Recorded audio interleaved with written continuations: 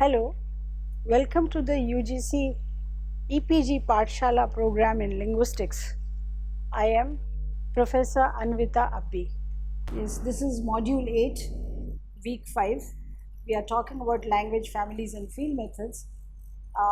But this module 8 is primarily concerned with the field methods getting started. How do we begin the field work on a language that is undocumented before? In the earlier module, we studied why field linguistics is important and what is involved in field methods.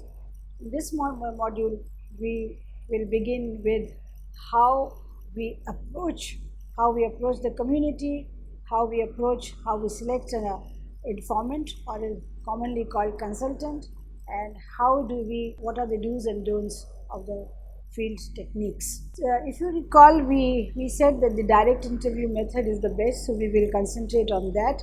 And there are several interrogation techniques under the direct interview method which we will concern with in this module. In addition to that, we will also talk about how to select the consultant and how to select an area to be using as a primary location of your fieldwork. If you also recall, we talked about that the direct interview method should be an in-depth interview.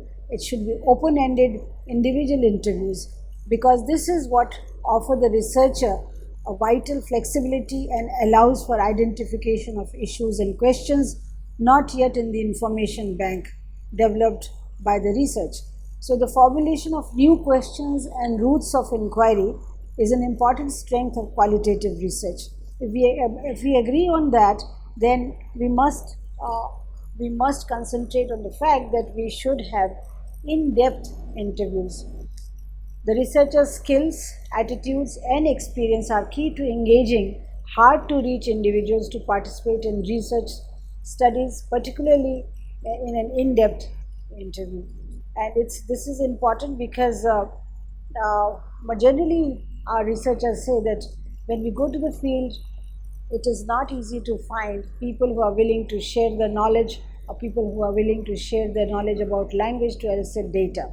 Now, this all depends upon the field worker or the field investigator, his research aptitude and his attitude, as well as his skill to convince a person to give data. There are some do's and don'ts while interviewing the native speaker. Some of the significant ones are given on your PowerPoint, but the details ones are given on your module write-up. So please read both of them.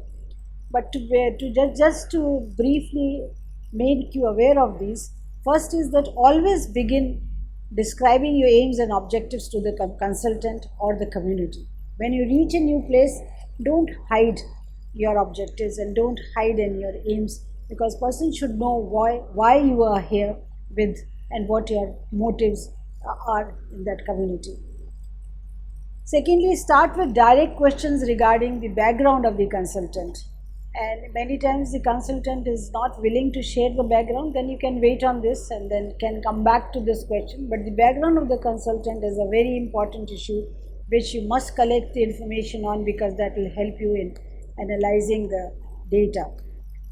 The third, which is a very important aspect, is do not criticize or oppose or contradict the consultant while interviewing, even when you totally disagree with him or her. Because once you start doing that, then the interviewer or the consultant will not be very friendly to you, and she or he will not give you the full information. So keep your opinion to yourself and just concentrate on what you are there for. As far as the location is concerned, I would suggest try to avoid the public places like kiosks, tea stalls, hotels, pubs, school grounds for interviews, because not only that there is a lot of background and channel noise that you will be recording, but you will not be able to concentrate on your questionnaire or on your word list, because large number of people who will be watching you will also start contributing to your elicitation work, and you will be confused. Though it is seen that in India, communities generally do this. Whenever somebody asks a question to an individual, the other community members also surround you To avoid this, it's better to avoid the public places. After you are seasoned, I should say, you can perhaps use these public places when you are collecting the social linguistic information. But purely for the point of view of collecting information in phonology, morphology and syntax, I would propose you try to avoid the public places. Then you should also look for specific examples and artifacts within the location to begin your questionnaire or begin your elicitation. The cues are given all around you, and one should ask questions which should be open-ended. Don't ask questions for which answer is in yes or no, because answer in yes and no will not lead you to anywhere. Establish or maintain a good rapport with the members of the community, because unless you have that, you will be thrown out of the society and your objective will be totally defeated. Also, you must show faith and believe in that respondent is an expert in the field. If you start showing that he or she doesn't know much, the respondent may not give you the full information. Also, do not interrupt unnecessarily. If you start recording your own voice in an elicitation session, you will realize that many of us unnecessarily interrupt the speech of the respondent, which should be avoided. Also, I would suggest plan your questions that allow paraphrasable quality. This is very important because you should be able to ask the same questions in different ways. So, you frame your questions in a way which has the paraphrasal quality.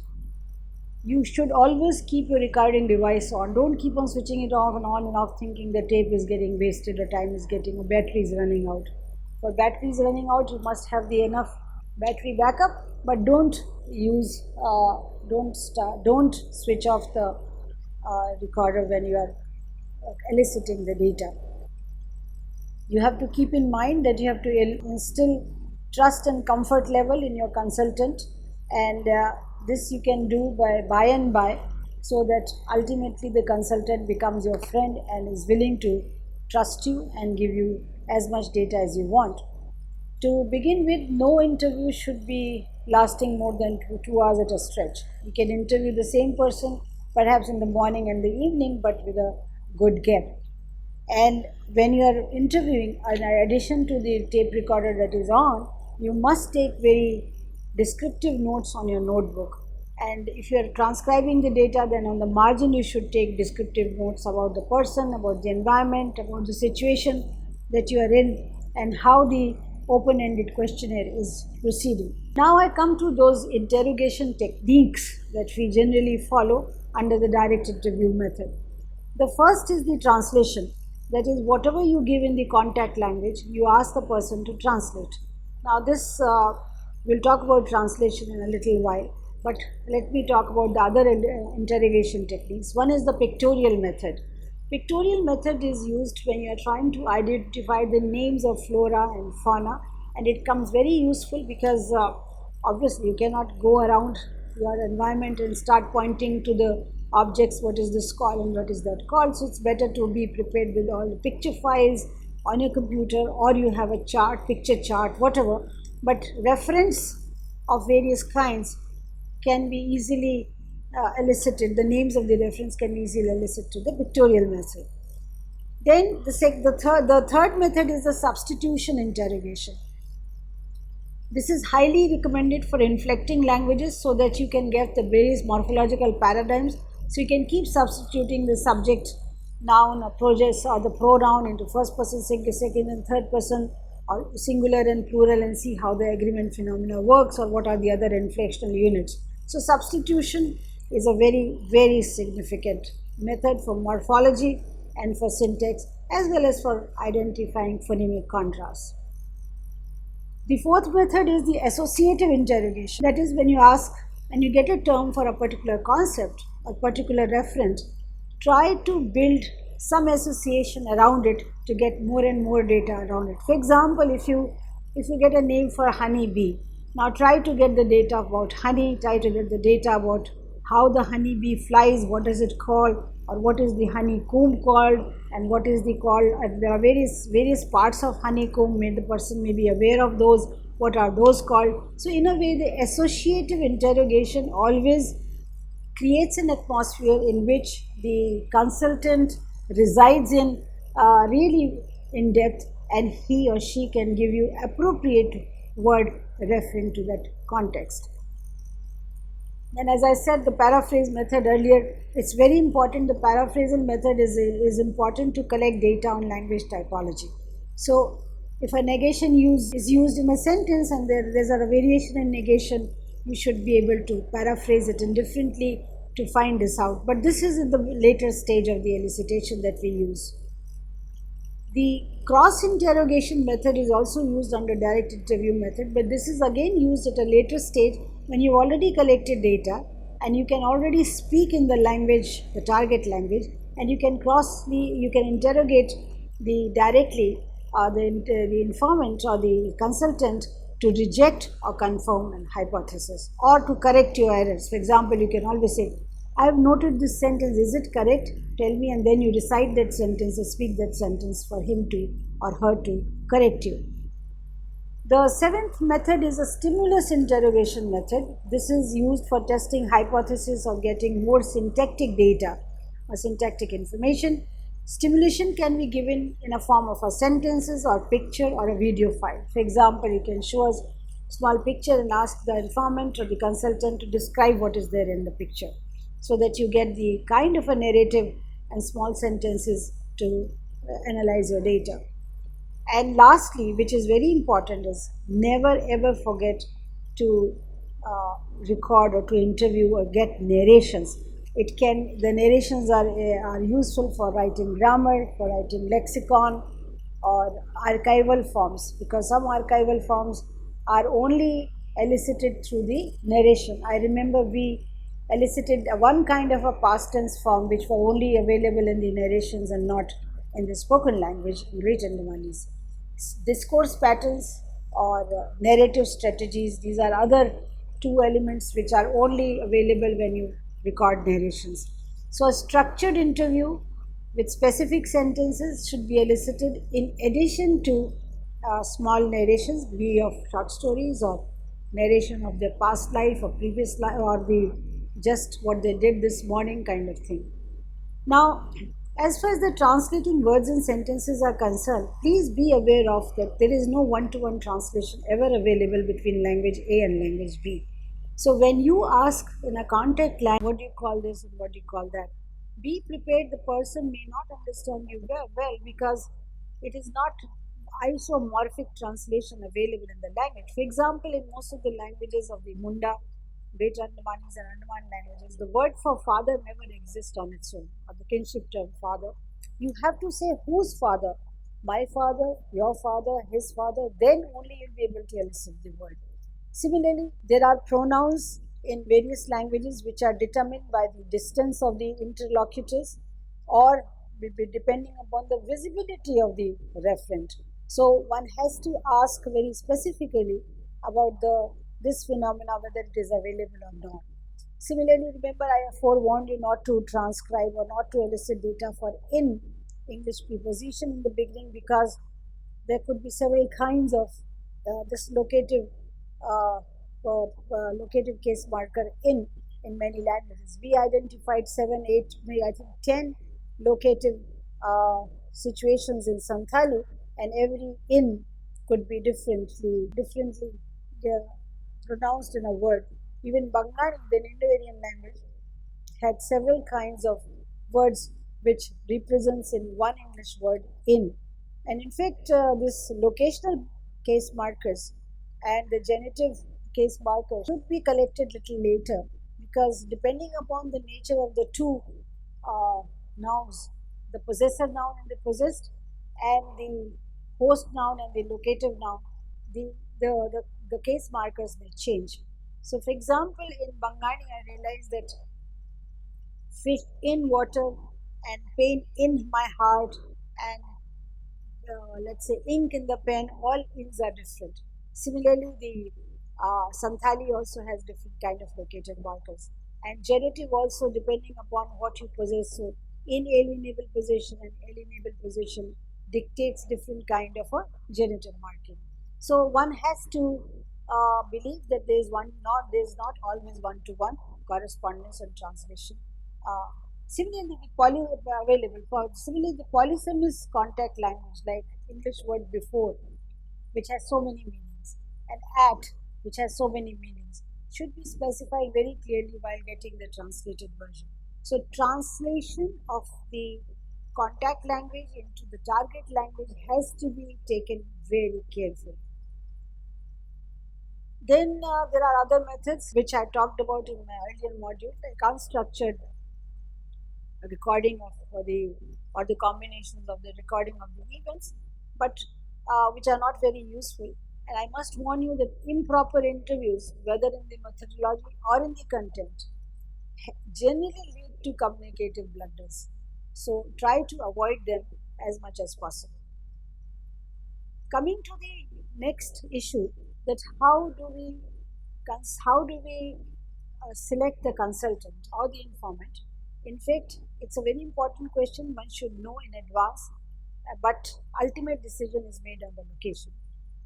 These are the consultant is your key player in the project. If you don't identify a proper and ideal, there's no ideal consultant. But if you don't identify a proper consultant, your the net results would not be good. So one has to be very very careful, because the success of your entire research depends upon the right consultant who can understand your questions, who can understand who's sensitive to the language issue, and who can translate as best as can and about what you're asking. So select your consultant. My advice is you first begin at school if possible. This is those languages which are um, though unwritten, but are spoken by a large community, and the children go to school and learn in the standard state language. So you begin at school, and but you avoid a language teacher, and you select a person who's educated to begin with, and understands your problem, so he or she can give you some data, and then he or she can lead you to other community members who may not be coming to the school, who are residing at home and may be illiterate or uneducated, but they are very good speakers, very good speakers of the language that you're looking for. So I would say, while choosing a consultant, you avoid a language teacher to begin with, because otherwise you will be lectured on various kinds of grammatical points which you may not agree with. But choose both male and female consultants. Choose all groups, but not younger than 12, because they'll get apt for your data analysis. Choose all sections of a stratified society, not one particular aspect, not one particular caste or community. And but the most important is that the consultant should be the willing consultant. He should not be the person who is forced to speak out. So a willing consultant is one willing consultant is better than five unwilling ones. The person should have good knowledge of the target language. He should have the good knowledge of the contact language. He should have translating talent. His pronunciation should be clear. The most important thing I find about good consultant is that he has or she has the what do you call associative mobility of thought. So you give one particular word, and along with that word, he or she gives you another set of related associated words which he or she could think of. And that way, your dictionary can become enriched. The dictionary can become richer and richer. As far as the character of the consultant is concerned, I would prefer that you choose a person who has patience, because data elicitation is a very boring job and it requires a lot of patience. And the person should be honest in the sense honesty with the data. So he should not give one form one day and another form on another day. If he does that, either the language is dying or maybe he does not know the language, so you switch to the new consultant. He should also abide by time. So there's some kind of strictness with time and data has to be followed by the consultant. I know this is easier said than done, but one should look for this kind of a rigid regimentation. Ideally, it would be good if you find a consultant who's already worked with another or other investigator. However, this is not a essential qualification, but if you do find somebody like that, it would be good. But one thing, be aware of that the person should not be uh, linguistically sophisticated, because if you find a person who's highly educated and knows about some of the grammars of the things, he starts dictating you on kinds of old traditional way of analyzing data, and you will not know what to do. So try to avoid a linguistically sophisticated consultant. The best course is to find a native who has been using the language for last several years for day-to-day needs of his community. And if he's educated, very good. If he's not educated, it doesn't harm you. You have to just see that he's bilingual to an extent that he can understand what you're asking for, and he can give some associative examples and thoughts that you have in mind. The pronunciation should be very clear, because many times we have to change our consultant because we find that the pronunciation is not clear, either because they are very old, so their speech is slurred, or because they don't have clear cut speech. So you should be able to avoid that. Women speakers that way are certainly better than male as far as narrations are concerned. They are very good narrators. If you can find women speakers who can narrate things, they can also have mobility of thought. Uh, the so that way, women investigators are always you know, looked for. But as I said in the beginning, you have to take both male and female speakers into account, and this is and from every stratified society. So this is just the beginning. I mean, when you get started, how that we talked about in this module, that how various kinds of elicitation techniques have to be followed. We also talked about how a good consultant should be hired or consulted with, and how should one avoid various kinds of pitfalls so that your objective is not marred, or you will get what you have gone there for. Because qualitative interview is the key point. Qualitative interview is the key point for writing grammars, as well as for writing good uh, dictionary with multilingual uh, with multilingual format. So I hope this module helps you in preparing yourself and entering into the field.